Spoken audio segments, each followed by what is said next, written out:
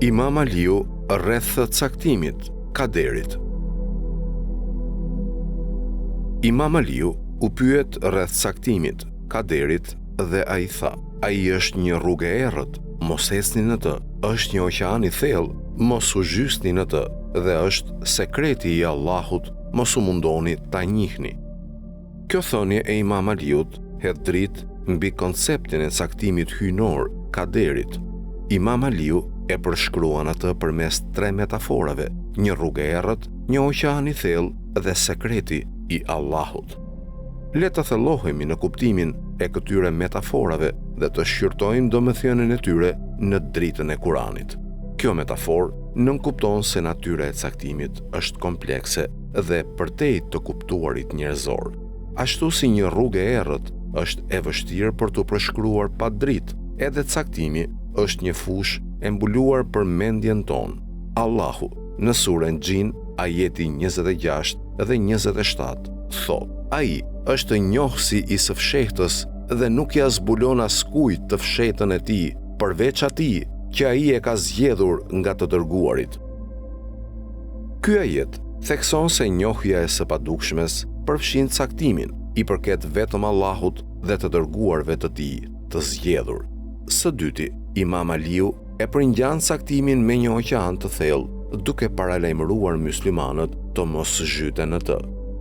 Kjo metaforë shpreh pafundësinë dhe thellësinë e caktimit, ashtu si një oqean i thellë mund të mbingarkojë dhe të fundosë ata që hyjnë pa dije dhe përgatitje, edhe përpjekja për të kuptuar hollësitë e caktimit pa udhëzim mund të çojë në hutim dhe keq interpretim.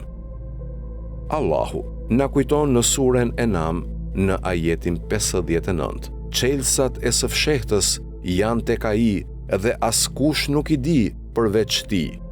Ky ajet thekson se njohuria e së padukshmes përfshirë thellësitë e caktimit është vetëm në dorën e Allahut. Së fundi, Imam Aliu e përshkruan caktimin si sekretin e Allahut, duke i këshilluar myslimanët të mos e lodhin veten, duke u përpjekur ta njohin atë. Kjo metaforë thekson se hollësitë e caktimit i di vetëm Allahu dhe se nuk është në fuqinë tonë t'i kuptojmë plotësisht.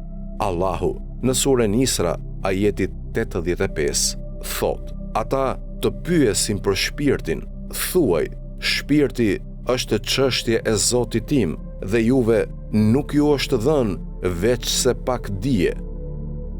Ky ajet vën në pa kufizimin e dijes njerëzore dhe thekson se disa çështje, si sekretet e Allahut, janë përtej kapacitetit tonë. Fjalët ndriçuese të Imam Aliut në këtë thënie shërbejnë si një kujtesë për myslimanët që të pranojnë kufijtë e të kuptuarit njerëzor në lidhje me caktimin. Ato janë një thirrje për ulësi dhe nënshtrim ndaj vullnetit të Allahut, duke pranuar se dija e tij e tejkalon dijen tonë. Në vend që të zhyten në ndërlikimet e caktimit, myslimanët nxiten të përqendrohen në përmbushjen e detyrave dhe përgjegjësive të tyre sipas udhëzimit të dhënë nga Allahu dhe të dërguarit e tij. Duke pranuar se caktimi është i pakapshëm për mendjen njerëzore, myslimanët kujtohen të vendosin besimin e tyre tek Allahu dhe të mbështeten në urtësinë dhe udhëzimin e tij.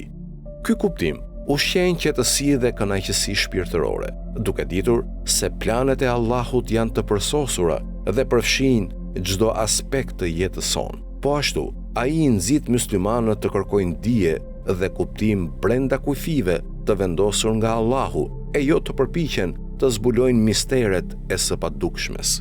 Në përfundim, thënia e Imam Aliut rreth caktimit shërben si një kujtesë që myslimanët ta trajtojnë këtë koncept me përulësi dhe nënshtrim. Metaforat e rrugës së errët, oqeanit të thellë dhe sekretit të Allahut theksojnë kompleksitetin dhe të pakapshmen e caktimit, duke pranuar kufizimet tona dhe duke e vendosur besimin tek Allahu, ne mund të gjejmë qetësi dhe kënaqësi në planin e tij për ne. Allahu na udhëzoft në rrugën e drejtë dhe na dhënë urtësinë për ta pranuar caktimin e tij.